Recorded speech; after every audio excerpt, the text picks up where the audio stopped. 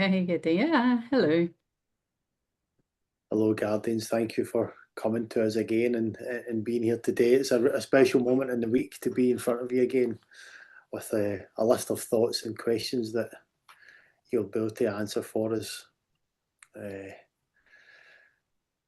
I've got a list of questions from myself and from Susan, but I've got one of my own questions that involves myself and Susan to a certain extent. So I thought I would start with almost a joint question that both of us will get meaning from. So I was thinking about when we're at the QHHT weekends and we visit stone circles. And when we were at the most recent one in Arran, Susan asked me to, right at the end, I wasn't really feeling too much apart from the icy cold, but right at the end, Susan asked me to stand with my back to the stone. And I could actually feel the stone shivering. I felt an energy coming down through the stone that wasn't from me. And that's the first time I'd ever felt anything like that at a stone circle. So I'm wondering, how would you describe that energy? What's the purpose of that energy coming through any stone circle? I know it's a bit generic because they're all different stone circles all over the earth. But what would that be doing to that location with that energy being there?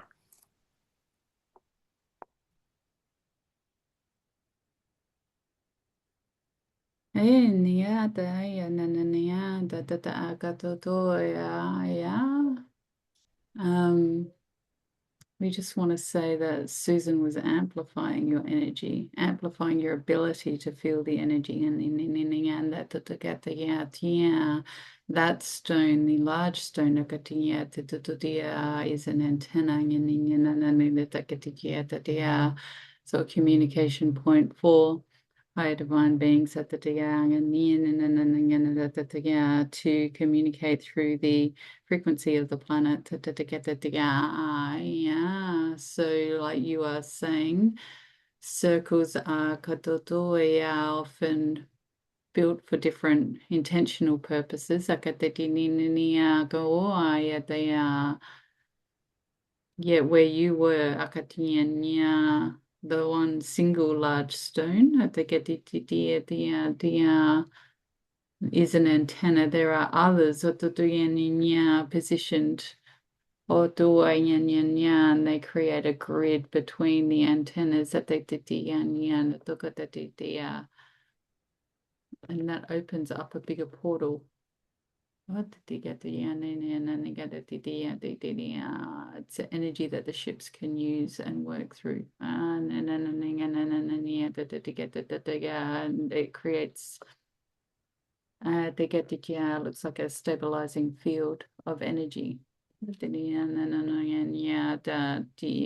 it's kind of like a buffer. And as they're all coming online, this is helping also to the communication and the way people are connecting between the realms and helping with greater clarity. Okay, so you spoke about, I think, beings coming in. So what beings would be using it? And you also mentioned ships.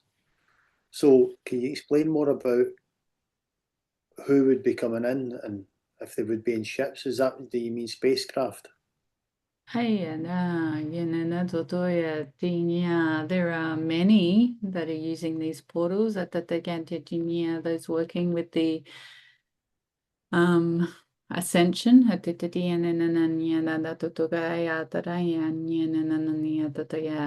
with the new earth and the rising of the frequencies, and they are each hold different skills. So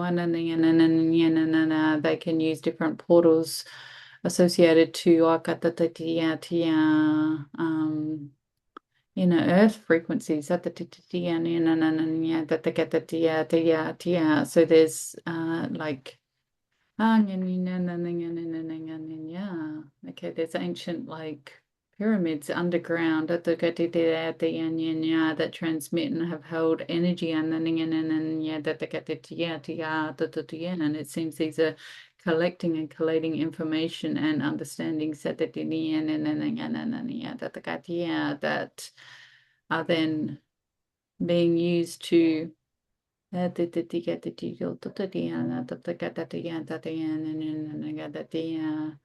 it's like interweaving the what's ready to be received, so that people can start waking up and lifting and rising into a higher consciousness. It's all about this relationship and bringing this alignment of this relationship into a higher being, higher reality. Keep moving people forward in that space. Okay.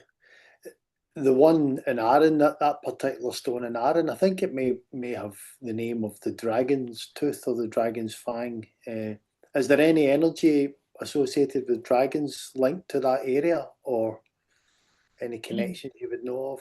The elemental energies are very strong and they often manifest through dragons. I get to people are very much calling on them now and and so in the metaphysical, the spiritual, they are very present and they're very real. As people are waking to their own inner strength, this is birthing that energy, the dragon energy back out and through so yes. Okay, thank you. Is there any benefits to Gaia from these stone circles generating energy or building the energy? So you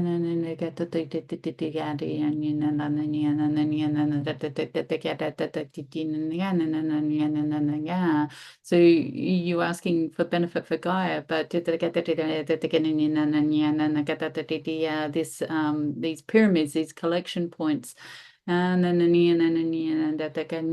the wisdom is sifted out at the Getijia and it is reintegrated at the Getijia. Humanity is receiving it through Gaia because it can be released through the grids at the so it is when people are grounding, it's being received back at the Getijia. It's in this constant flow within the toric field and it's in this constant momentum. Okay, thank you. So these pyramids that you spoke about underground, are these natural formations or have they been placed there by anyone? They feel placed. And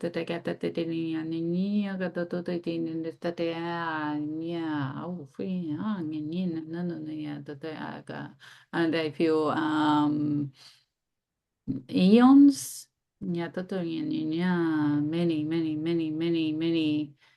cycles back at the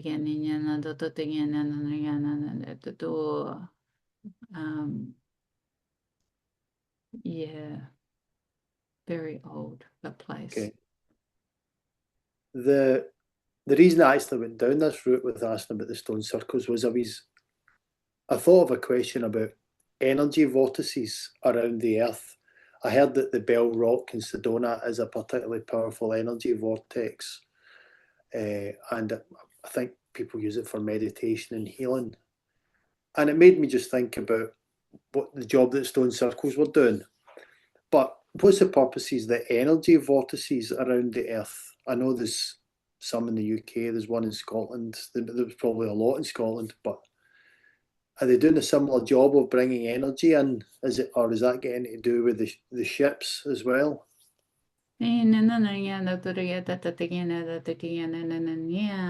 It creates like these energy vortices like they create a webbed connection across the planet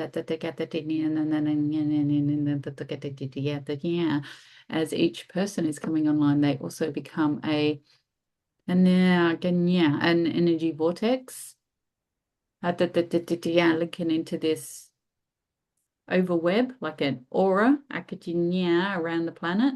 And then this is cleansing, clearing. This is like it's like filtering to help the ascension process of the planet of the people. Okay. So I've actually heard that there's actually two small energy vortices, a male and a female, close by to where I live, maybe a mile's walk away. But the last time I heard about it, they were maybe overgrown or needing cleaned out or whatever. Is there sort of work that could be done by humans to sort of clear these places and make them function again or function at 100%?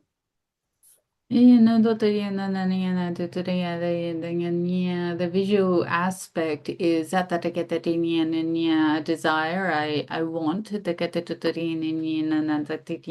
the land and the energy of the land that's important. Like these underground pyramids, even though you can't see them, they still hold the information and the energy they're meant to. If you're touching, you can activate and you can reset up it's like a huge portal of light whether you can see them or not if you know where they are. Okay, thank you. So the next question is actually it's actually almost the first question that I asked you like 4 weeks ago, and I've kind of come back to it again because I keep thinking of lots of questions to ask and then wondering whether you are the all-knowing oracle that can answer everything that I could possibly ask you, because I'm thinking of things about past lives, and Susan's asking for upgrades, and I've just been talking about energy vortices, and we spoke about crystal skulls and various things. Is it possible that I can ask you anything and you'll have information, you're able to tap into this information for us? Yeah,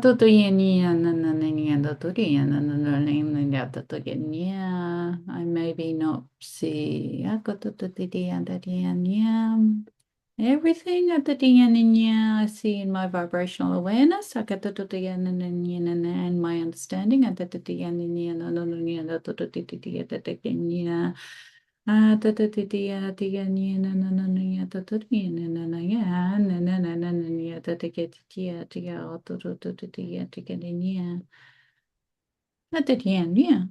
ask and we'll see. Okay, thank you. So Susan has a list of questions that I'll work my way through some of these and we'll see where it takes us.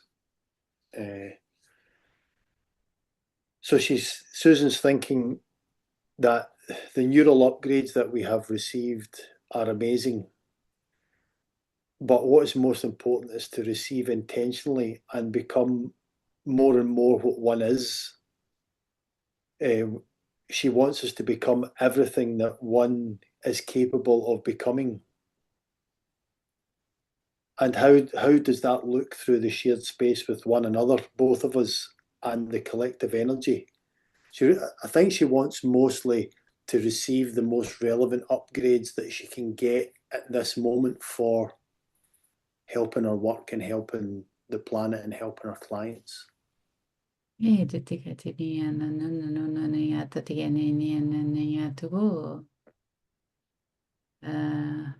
Yes. That is possible. Are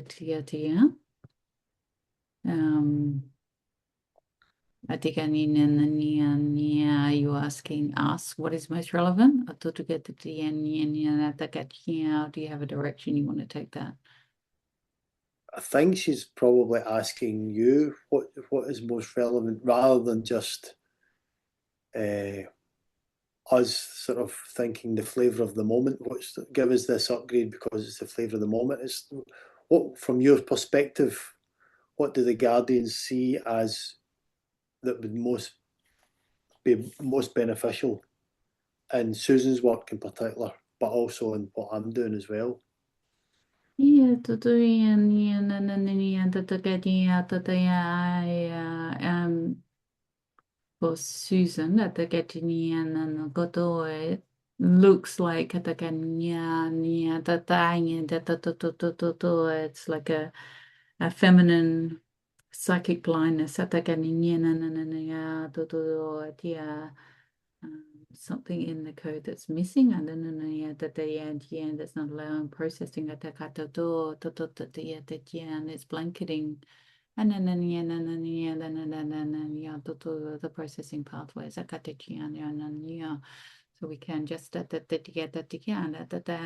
can heal and repair that to get the and you call in the call in the correct codes and weave that back in through all the lines and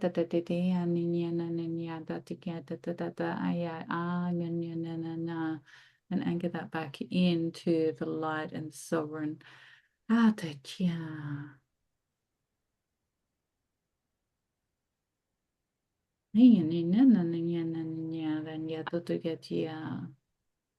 then rebalance through here at the end, and the way the body processes at the so that remembrance can flow at the end. And for John,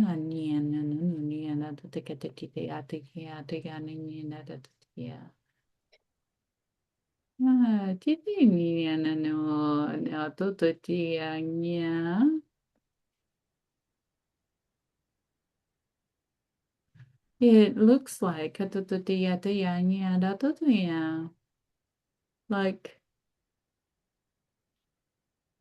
like a layer of oil on water. Something that is disrupting the way the codes are being received when calling them in. And then like it disperses and diffuses a little. So we can just cleanse and clear and build back in those channels. Recalibrate through and that they get and go and just receive the upgrades, anchoring at the your sovereign energy that the in the corrected code at the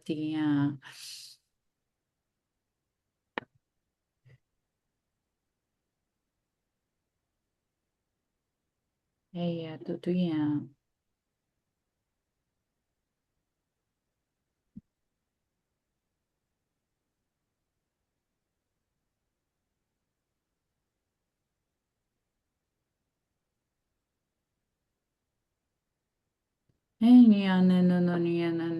yeah for Susan and John that to get yeah.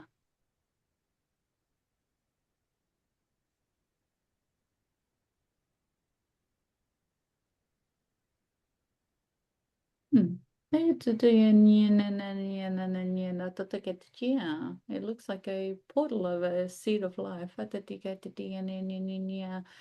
the bridge to get there, the slipstream is not quite fluent. Yeah. No. Just clear that energy. It's not a good energy at the yeah.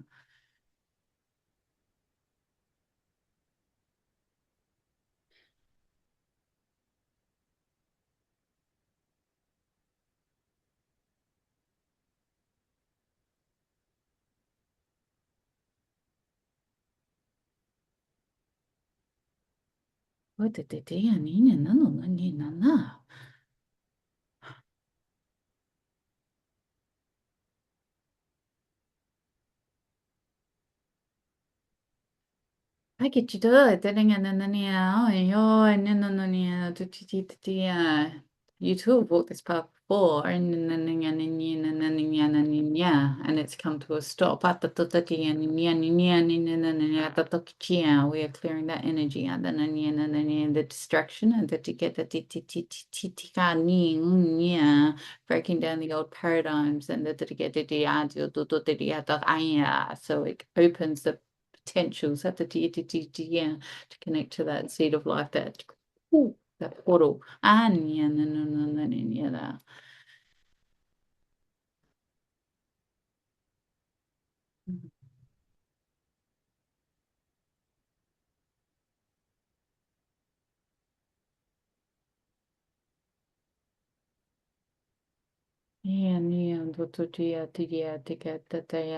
This will help with greater understanding at the of intentional questions to build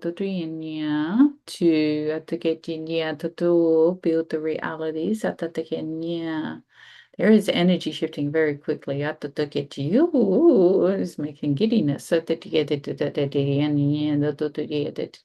the energy is consolidating and opening. Oh no, to keep that focused movement forward at the to get it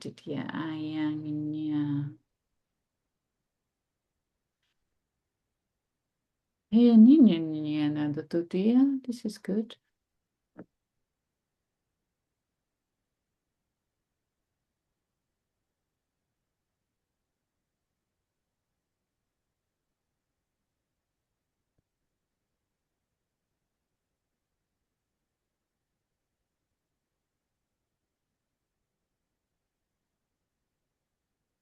Hey, are you feeling okay? I'm good. I can feel my heart beating fast or hard, but feeling okay. So what this is making me think of the book that I'm reading at the moment, and the phrase that you said, you have walked this path before, and it was as if I'd met this block before, the way you were speaking, and which you cleared for me there. The book that I'm reading it's about a healer, but a powerful healer, and it it makes me think. It was making me think last night. Well, why can't more of us do this? So Susan's further along the path than I am, but she's also got those questions. What's stopping us being more? And that's partly why she's asking for upgrades and such. And the book's got me thinking the very same way. Just what is it that's stopping me finding more sort of spiritual abilities, developing more spiritual abilities? Is there something that I can be doing in my daily life? Is it my diet? Is it my thoughts? Is it limiting beliefs? The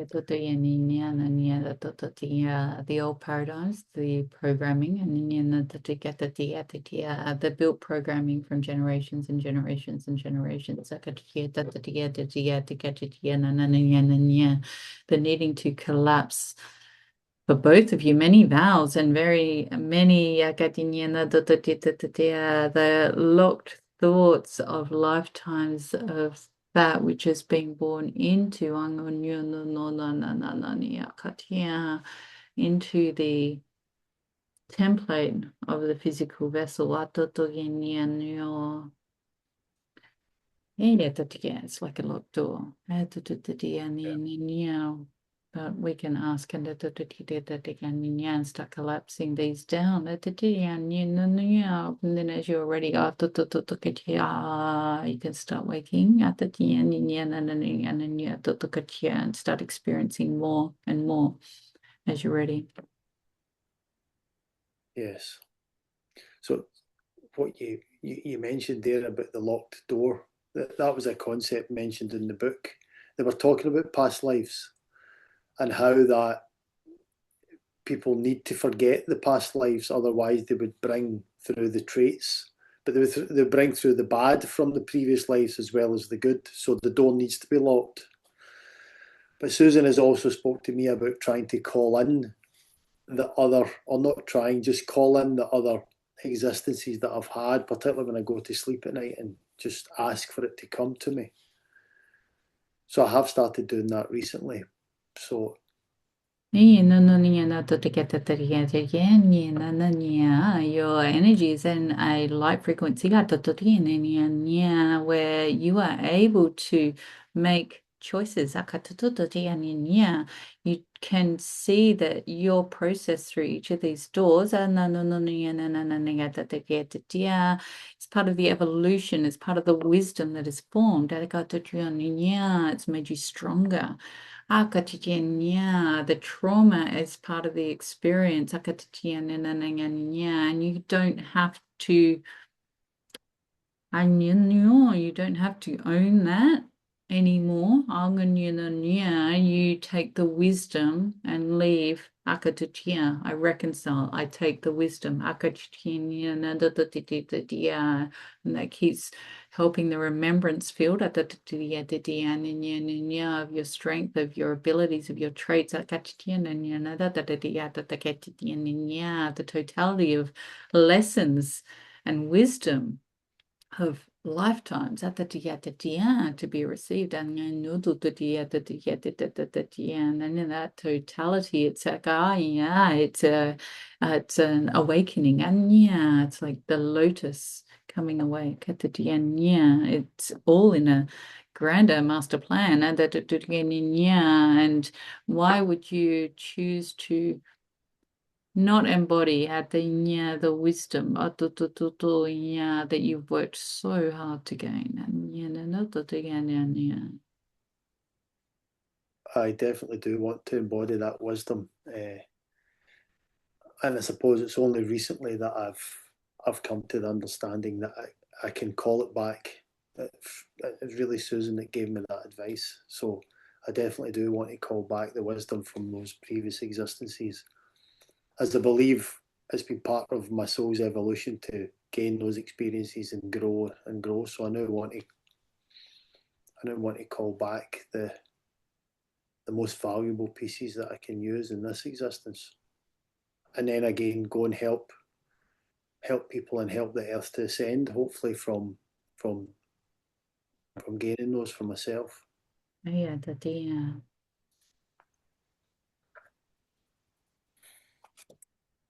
Thank you. I might come back to that book again. I'm going to go into one of Susan's. It's more of a statement, and I'll just read it out as she's written it, rather than trying to rephrase it and maybe get it wrong. Her second statement says, affirming that we are individually and together are effortlessly being connected to something bigger than we are, or that we believe we are.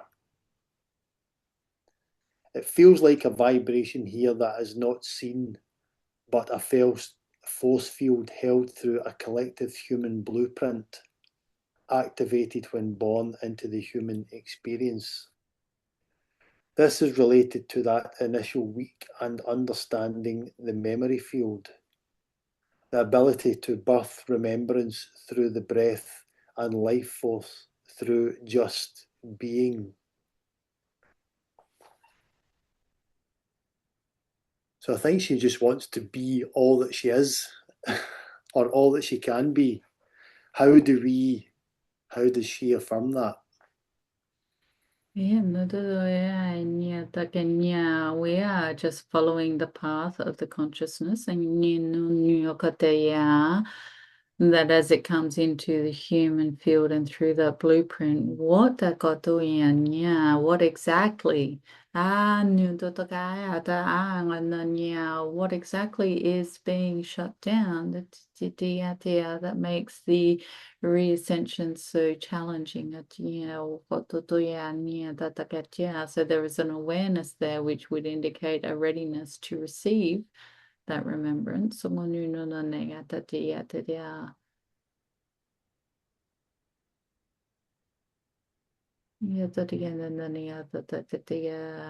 It looks looks a bit like like a computer virus within the consciousness. It's clean, clean, clean, and then like something's put in there, and that shuts a lot of it down. So the connection with the higher power, and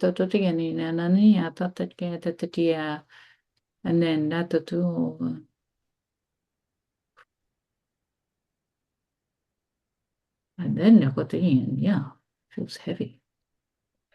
Is that deliberately been put there just to create the human condition so that we are not open, so that we do forget when we are born? I get that, slavery. We could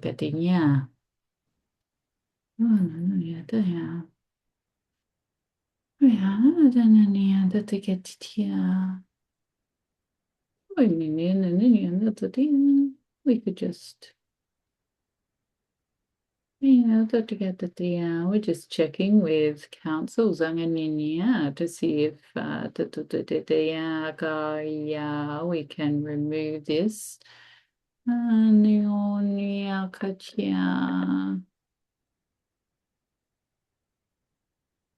They're saying the human blueprint is not ready yet. It's too soon. But your individual pathways, if you would like, we can,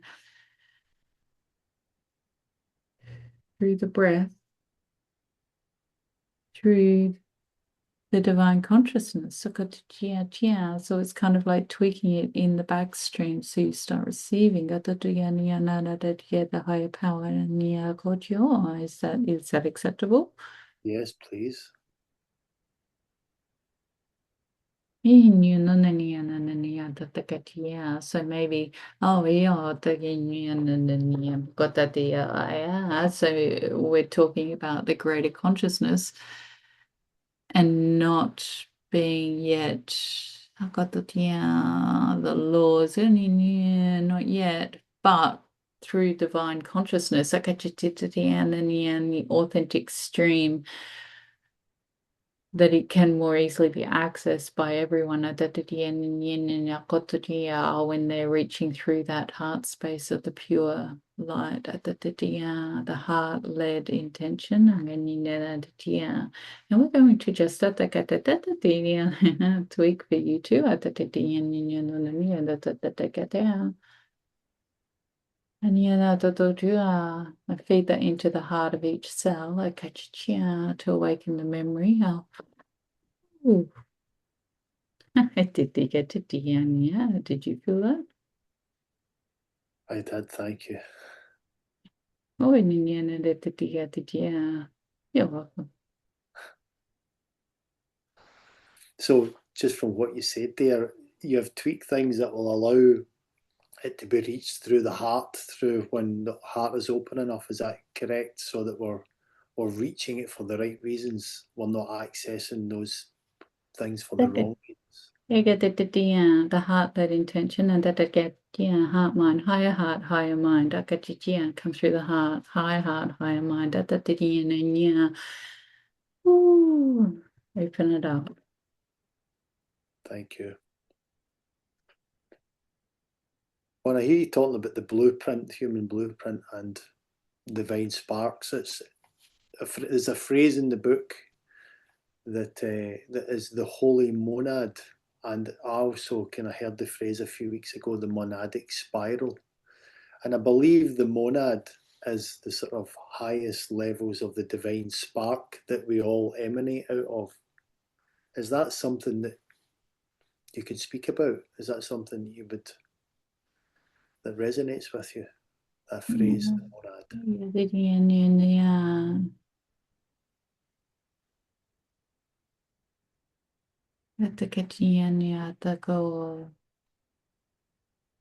I'm not familiar with that term. The monad. Tell me again.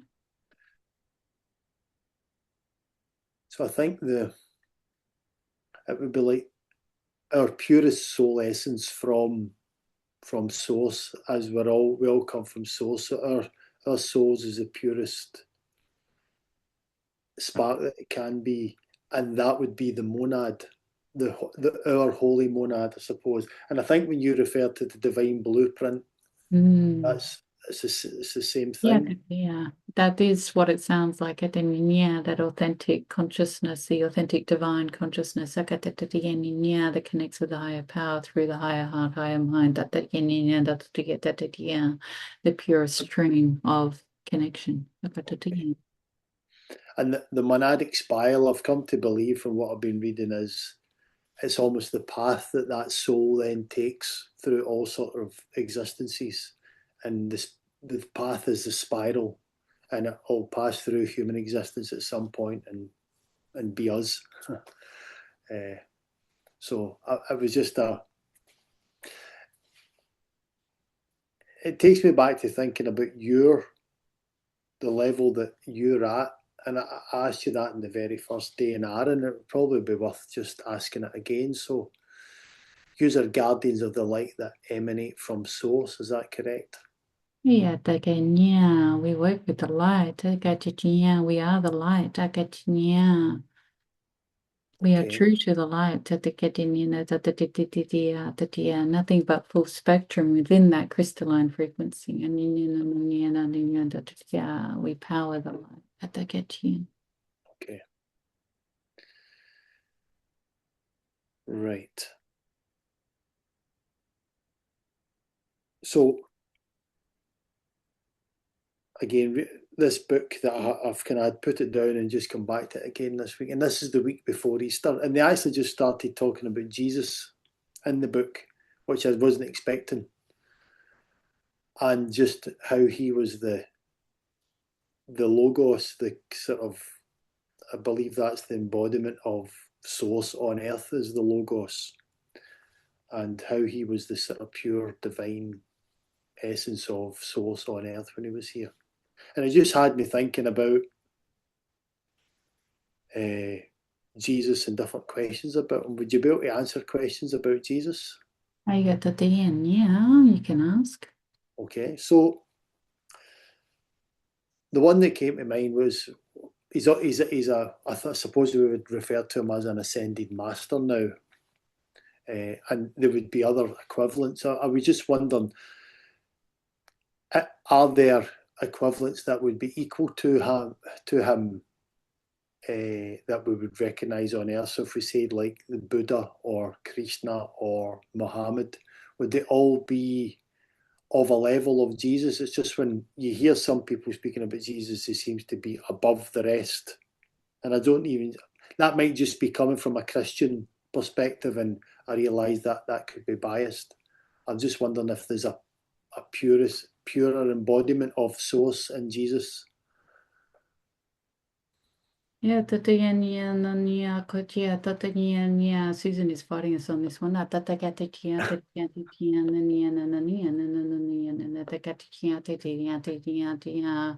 We are showing her pure essence associated with that, the same strain as Jesus, but she doesn't want to see it. Her heart is racing. The other ascended masters,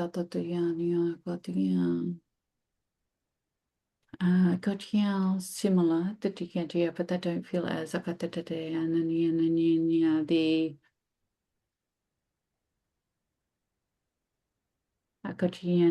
not the same connection. They're very highly connected. It's not the same as Jesus. So God,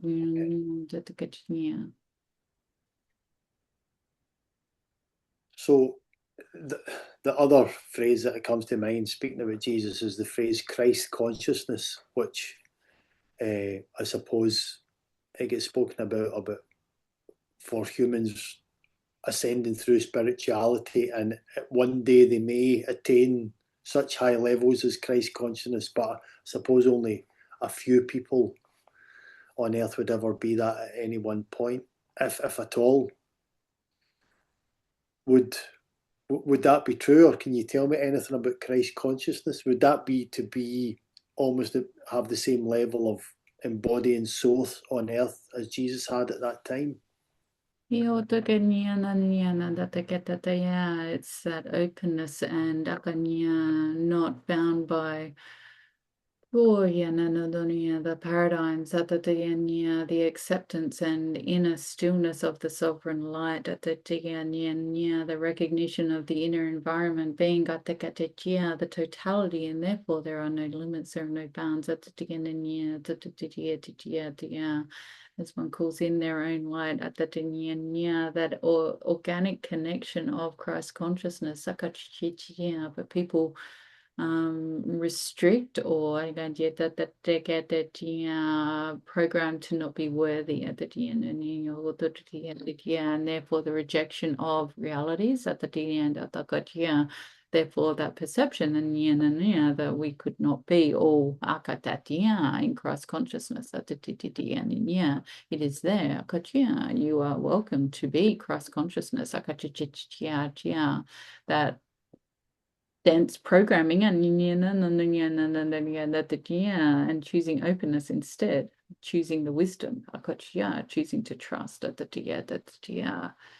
not be anchored here. Oh God, look forward, lead with the heart trust and open and be willing to be the channel this is Christ consciousness. Would once Earth ascends, the shift, would humans move towards being embodying Christ consciousness? Maybe we won't use that term anymore, but technically, will we be of that higher vibration or a closer vibration that would be near, that could be called Christ consciousness? Yeah, that is correct. Whether that is the term that's used, it is just another word, really. And then, Yes. because again, it comes back to being the authentic divine conscious stream with your higher power, and and that's connected to source. Supported by the light, the full spectrum powered of light at the end again, it's doesn't cost anything, and except for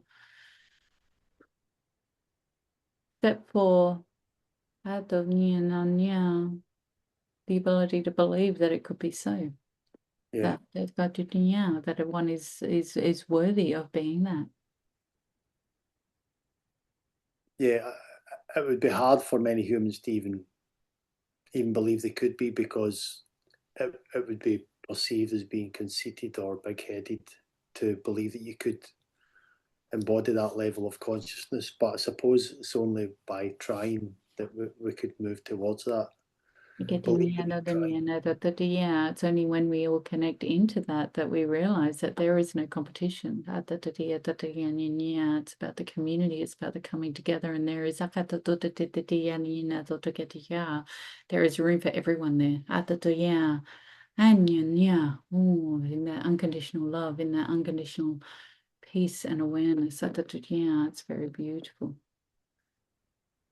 I've just realised how this is connected, and I hadn't really made the connection. But I mean, Susan's asking for upgrades and to be everything that she possibly can be, and now I'm talking about Christ consciousness is what it's basically the ultimate upgrade of the human. So it's the incremental reconnection back into that the and that how do we help you both through these sessions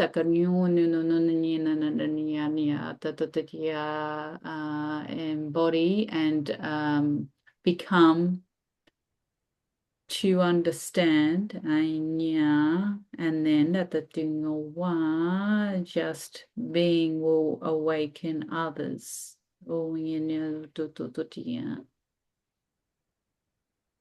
So being and then awaken it in others. So others will see it in you and it'll awaken it in them. And you kind of almost like Jesus's life kind of live by example, sort of show the way for others. I just want to say, in case Susan's still fighting this, this isn't attached to religion at all. I'm not. I'm not going down a religious route. I'm actually thinking. I now believe that Jesus came on earth to bring source here, and religion just get in the road of it and kind of shows how to live through source and embody source and love and light, and religion just distorted it, and well, it's another discussion for another day, and who exactly distorted it and who did it serve when they distorted it, but that's not for today. I'll move on to the third statement that Susan made. Again, there may be a question in here, or it's just a phrase that she's used. The third point is crystallising our intentions as they are thought and processed from our personal sovereign space through the collective web of consciousness, so it remains pure in all forms. This is born of a feeling that it fragments as it moves through the chaotic human and planetary consciousness. I am asking for the most direct high frequency path to source divine beings. Oh, funny, we were just talking about Christ consciousness there.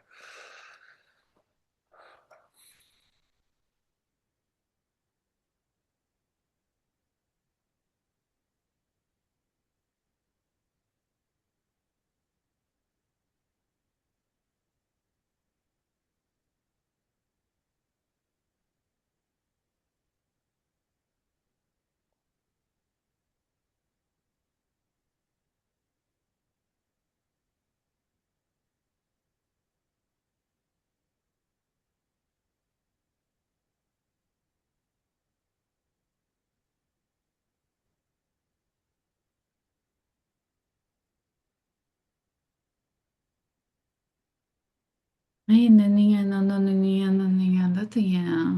an interesting question. An interesting observation.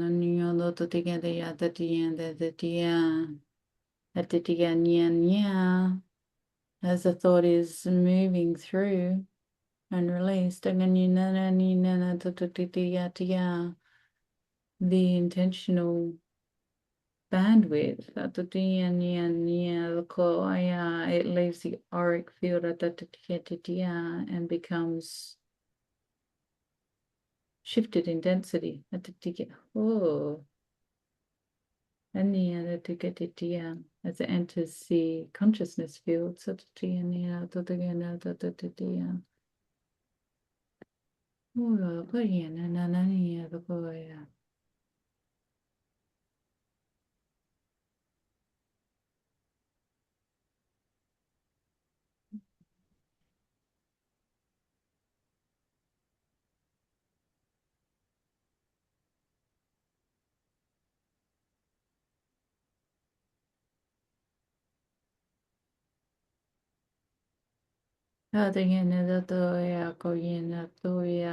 like a wet blanket over the shared consciousness, and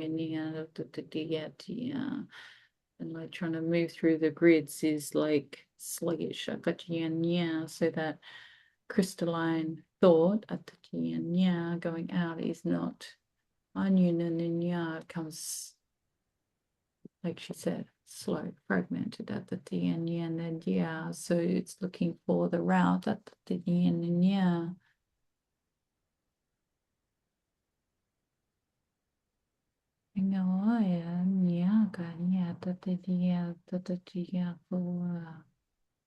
and fixing the matrix that you're connected into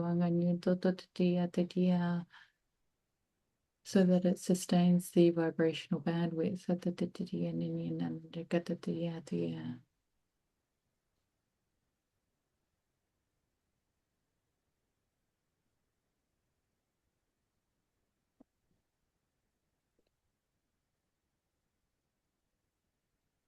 Are the questions that, or the answers that Susan looking for really need to be answered by the limitations that are put on this earth, on this 3D existence. And it's deliberately there to keep us at a small level, yeah, keep our consciousness low and not reaching anywhere near levels of Christ consciousness. That is correct. Just these layers of deception. It's like you suddenly slip into another field of consciousness and you wouldn't even realize that like a trapdoor.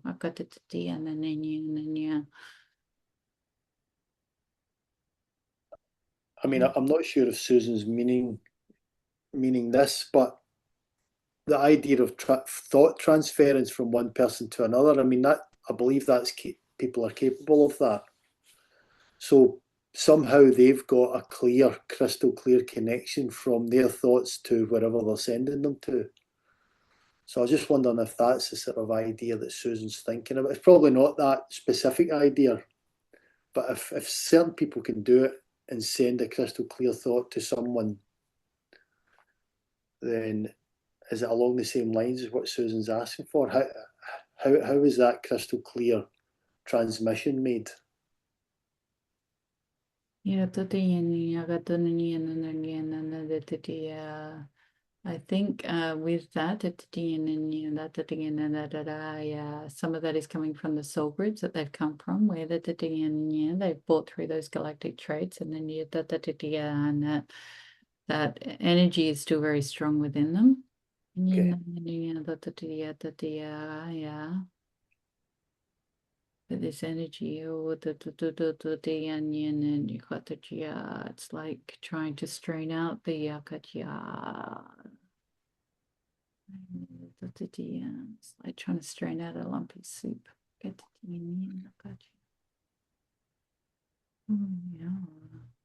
Oh, it makes echo to do it. Yeah, makes us tired. So the energy is not that to get it. Yeah, it's not holding the vibration.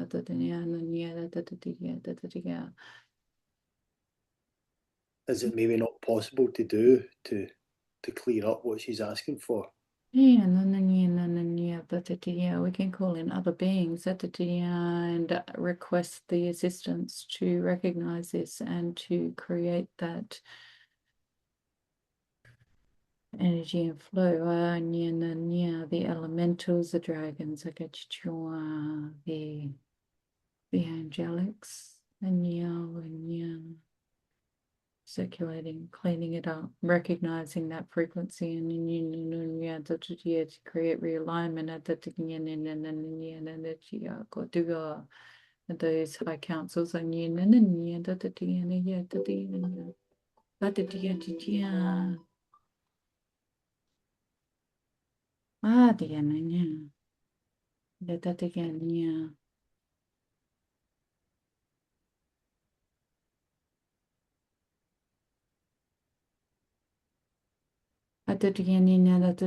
they will keep working and we can offer the light but this is really I get many different parts of the matrix that is destabilized through that energy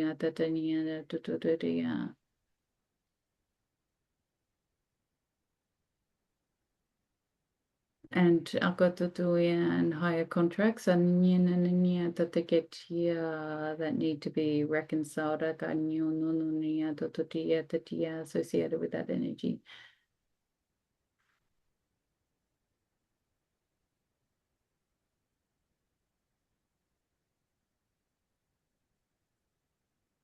It's creating like a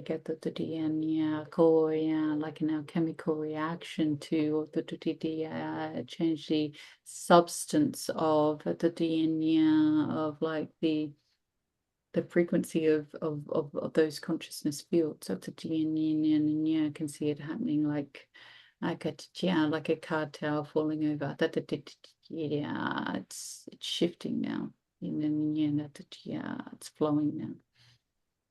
Okay, it just occurred to me that this type of work, and Susan in particular coming up with these type of questions, that wouldn't occur to me or many other people, but she's actually doing the Ascension work by asking for these things, because the thought came to me is like, well, if there's work there to be done that you can clear up, why he's not doing it? Do we really need to ask? Do we need, is it that whole you can't interfere until you're asked to interfere? Yeah, the intention is important. Yeah, asking for the help is important. Yeah, the human existence is about learning, and enabling you to be in your own power. So you have limitless power if you believe it to be so. So if you don't ask, you're not going to receive. So here you are, you're asking, the impossible is becoming possible. This will open up just not your energy fields, but it will make the realities shifting for the collective more more expansive as well. Yeah, yeah, that's it's a big moment in this interview, actually, just realizing what was going on there, and Susan asking such a highly detailed question or request, and then me realizing just what was going on. So I'll move on to. I'm just trying to think if there's it. I'll move on to number 4 of Susan's requests or statements. She said, move beyond our limiting beliefs, especially those in the sub and super consciousness webs that are hidden from us realizing, and replace them with new internal realities of potential and possibility. It sounds like another request that we should have been asking for years ago.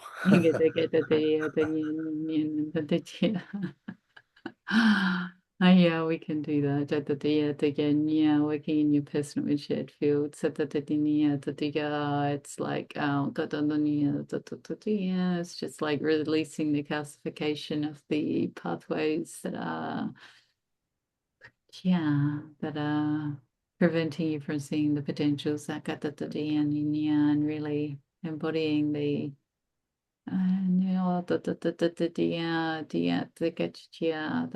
the truth of who you are. I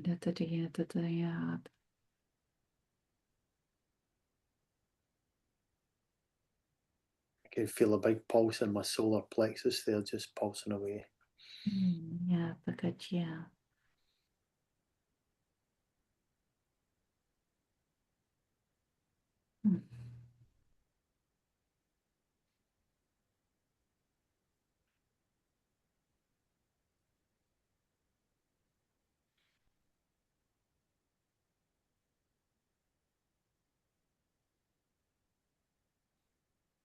You get the yeah, this will but the no to get the then the beginning no to get we are asking that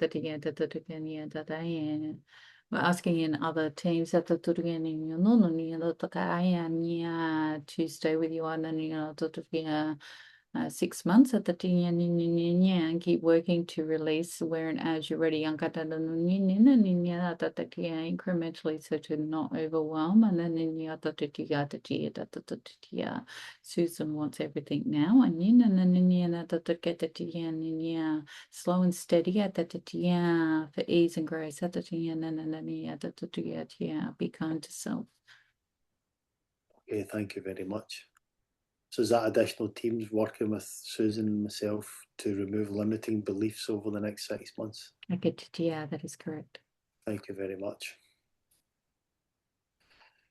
Our fifth request, and it's one that I could be doing with as well, is the ability to realise the thoughts in the back of the mind, to make decisions and trust implicitly without attachment.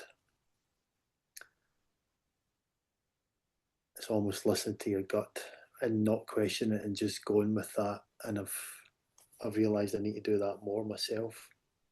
Kind of like turning up a little dial in the back of the mind. So you're hearing and realizing with greater awareness. Those thoughts. But really the work that you're doing and your previous questions are all leading into this one. I got that for that greater clarity and that connection into your higher power. Thank you.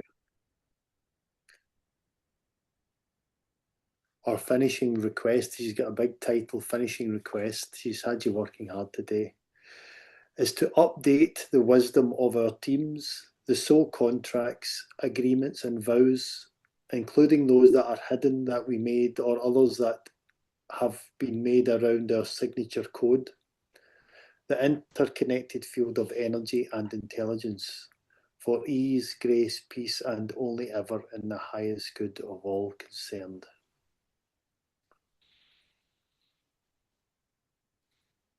Yeah, we can help with that. Thank you.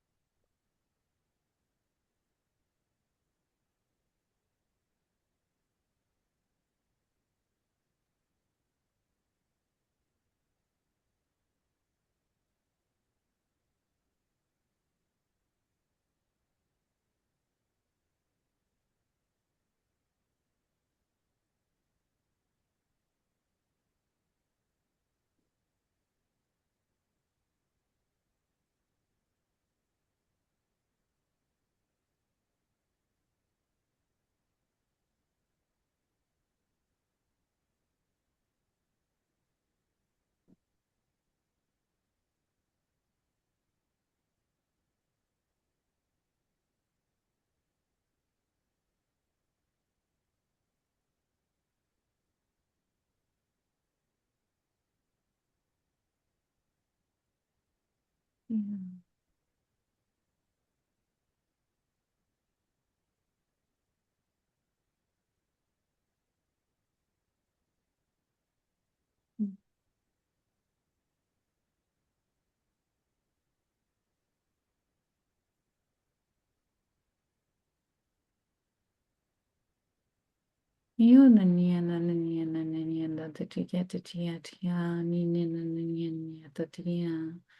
In the Akashic field,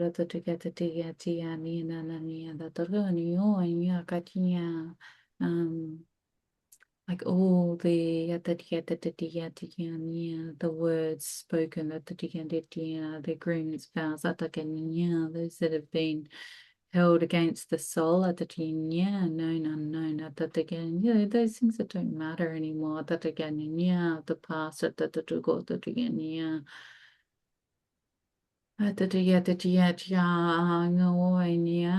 those things that have been made against unknowingly the soul we have brought into a big pile and then so they can be purified in fire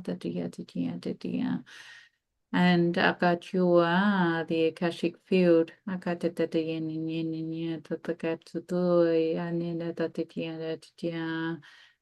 the teams at the and at the connecting in divine wisdom and then and receiving the downloads needed at the with this information, with this shift, with this change to accommodate the growth that you are experiencing and to be able to support that fully in a way that you can receive and understand. And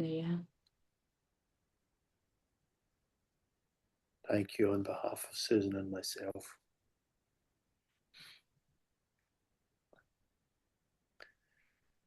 we would like to suggest requesting a team for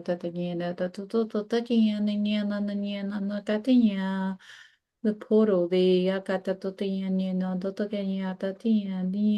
the beautiful seed of light portal to help with that manifestation forward, particularly for that. Thank you. Are you okay with that?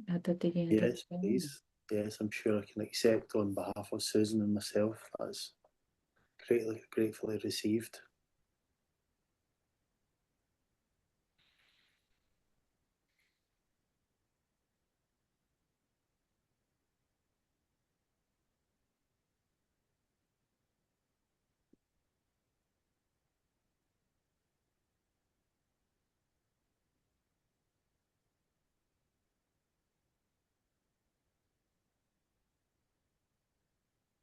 Yeah, then that feels better. Thank you.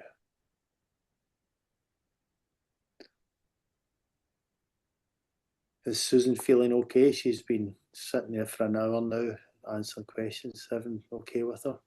Yeah, she's good. Okay. So this is just a small note, as almost a reminder from last week. Last week, we requested to acclimate our spiritual eyes. And since then, Susan's eyes have gone through waves of intense stinging on occasions, amongst other things. But her visual clarity is offset, not so great since then. She would just like to check back in and bring the spiritual and physical into optimal alignment so that there is clarity throughout the mind, body, and soul sight. Yeah, we can work on that for sure. Thank you.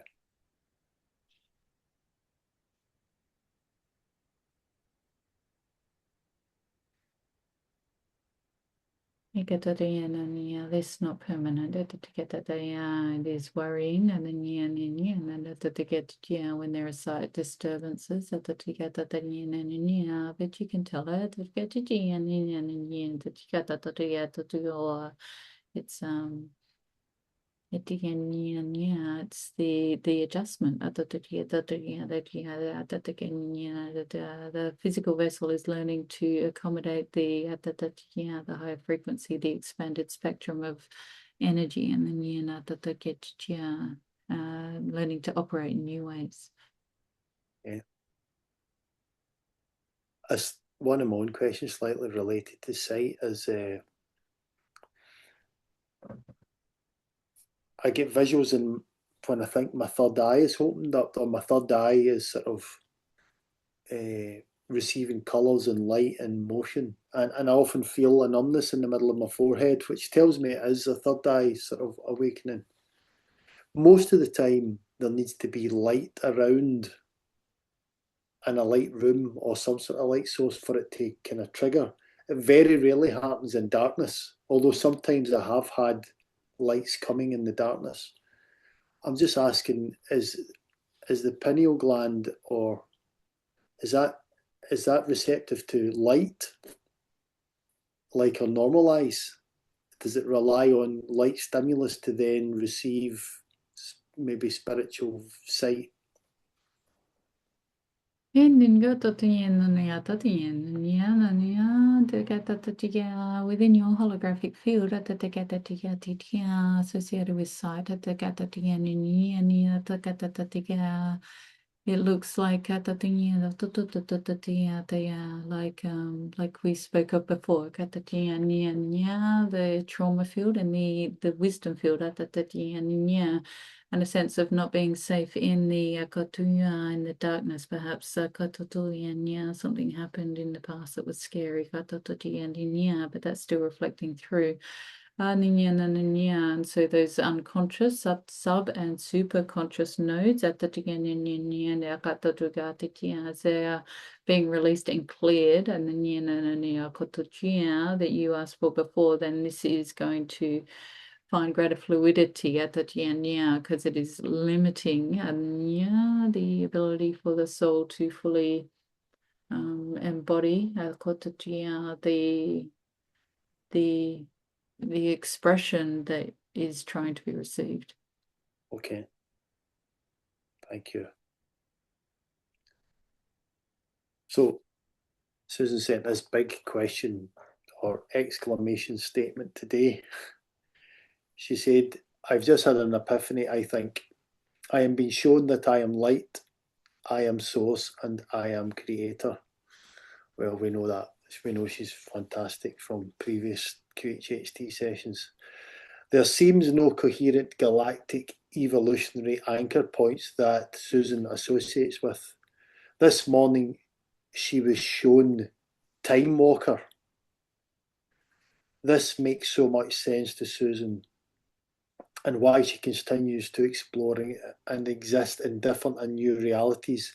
And there seems to be an ease to accessing through intention what is needed for Susan, no matter where it is. This also makes sense of Susan's need, in capital letters, to travel in this life.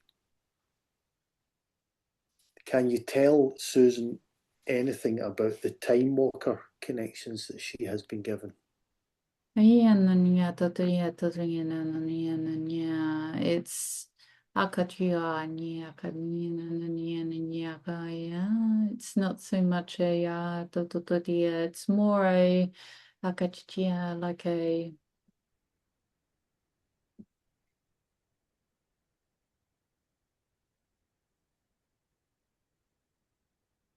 like you have genes, but it's not physicality. It's part of who she is. I mean, in that connection to the light, to be able to access anything through thought and intention,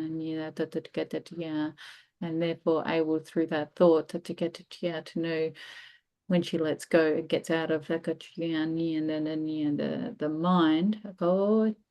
Then you're free to be anywhere and exist in anything. And but the time walker, and then is a interesting term and a nice way to put it for conceptualizing into understanding and expressing what the jinya part of what is able to be understood, received, or actioned. Okay. So it's almost part of our DNA of being part of the light is being able to access the Time Walker abilities. Yeah, that's correct. This is why for her to open and close and shift timelines is it's just like that. And then she can find the source point and then collapse all the ripples just like this. And not everyone can do this, but this is this energetic frequency that's written into the light that she exists in, and this is part of the understanding and her growing into that the greater understanding, the greater potential of where to go to embodying the path forward. What you can both realize by embodying these abilities, these traits, and how that can then be used for the greater purpose of the collective, the mission that you're here for. Okay, thank you. So she hints that there doesn't seem to be any galactic evolutionary anchor points that she associates with. Well, that's a word. She doesn't hint at that. So is she saying that she's never actually had any other sort of galactic experiences or galactic existences where she's in a form, perhaps in a higher dimension or a higher type of. We see her with the wise ones, but they are what they are very ancient, and it seems her role is not associated with specific galactic races. It's more of a more like they are the children that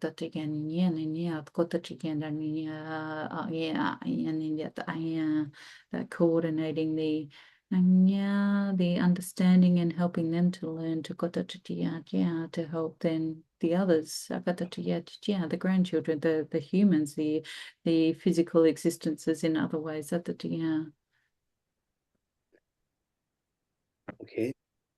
So is this Susan's first existence on Earth? Has she had others? I'm sure. She's had others. She's been here before, and then it's a cycle. Okay. So although she's of the light and of creation, you could also say that she's an Earth native soul because she's just from here rather than from other galactic existences. The mission has always been the same, but there has also always been that other opposing force. I get that, yeah. Okay. Is she feeling okay? She's looking weary at the moment. I get that, yeah. It's the human life cycle. Yeah. Ah, right. Okay. Okay. I understand. Just when I was talking about past lives, it brings me on to a question, partly from the book that I was reading. So they use certain phrases about past lives that I'd never heard before. I'm just wondering whether you would resonate with them. So are our past lives, as we call them, still existing as elementals within the universal mind or universal memory? So the idea is that we can go back and visit past lives is because the energy still exists in an elemental form and allows us to go back and visit within a QHHT session. And it brings into that idea that everything's existing at the same time, so nothing is ever not existing. Yeah, you can essentially do that with any time in space and reality. More like portals that you can slip into and slip out of the different aspects of consciousness. And calling that wisdom. So yes, elementals in this reality, that is just reawakening, but in the past, if you can intend it to be so and connect into that, there could be great learning for that. Yeah, thank you. So we've got to the end of Susan's questions, and I've got a few questions dotted about that we could keep to another week, but there's one that I did come up with, and it touches on the dark side of duality again, but it came to me the day after our session, so it was last Wednesday, and it just popped out of nowhere, and I felt that I wanted to ask it because it's related to the human existence, maybe as we understand it. So I've heard the phrase Earth School used by Dolores Cannon, meaning that we come to Earth as souls to learn and grow through the tough experience that Earth provides and the good experiences that Earth provides, but we learn through both of those. But I was thinking of the dark side of duality. I know you explained last week it doesn't need to be dark, but it isn't at times. So was that always on the curriculum for Earth souls to experience on Earth School, the dark side? Or are the darkest aspects of Earth a distortion of the original Earth school experience? Oh yeah, no, no, no, no, yeah, there are very ancient contracts that there was trickery and within the planning councils for humanity. And there was a definitive space there where where we went from embodying the spectrum of light and understanding and growth through that light to these karmic cycles and slavery the density and the opposition constantly. There was a definitive time with trickery through higher realms. So that dark side of duality was never part of the original plan for Earth School. Okay. So that concept of Earth School, will it still exist once the Earth shifts and humanity ascends to a higher dimension? Will souls still come at that point for lessons? Yeah, because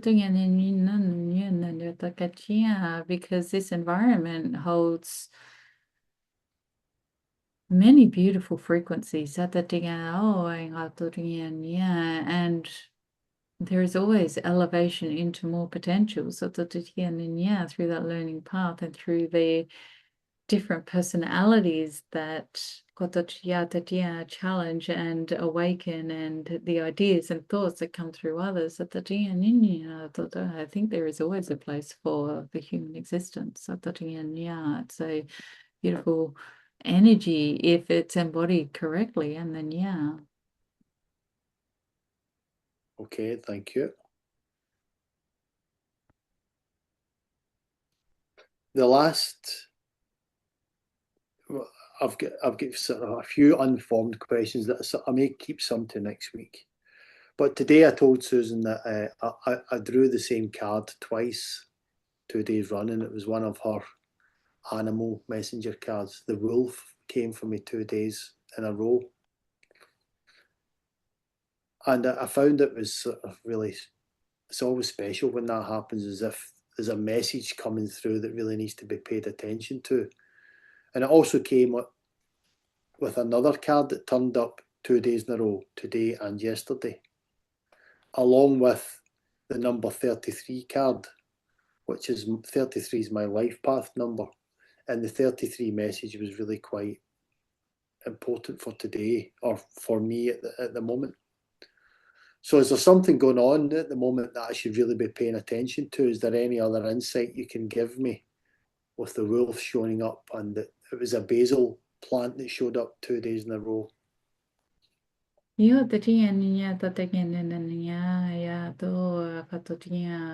sessions are creating a momentum, and the wolf very much finding your pack to get here and getting out there in the community support as you're doing that, and the momentum being created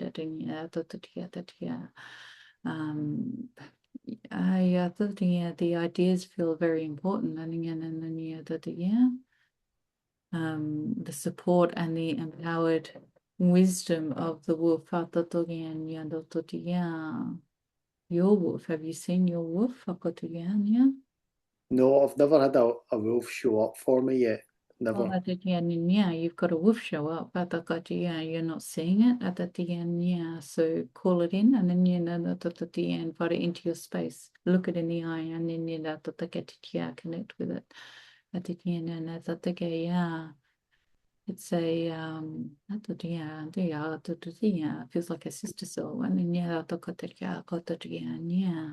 A sister soul. Mm. Okay, thank you. I will call it in. But the messages the signs of synchronicities, and then things are going to be moving very quickly. Keeping grounded, taking time, and understanding that Oh yeah, yeah, yeah, working in this frequency and this energy, yeah, is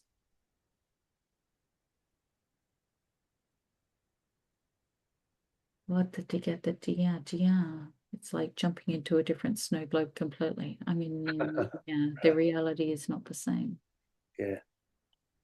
I do feel very privileged to be sitting in this seat in front of you every week. It's quite amazing.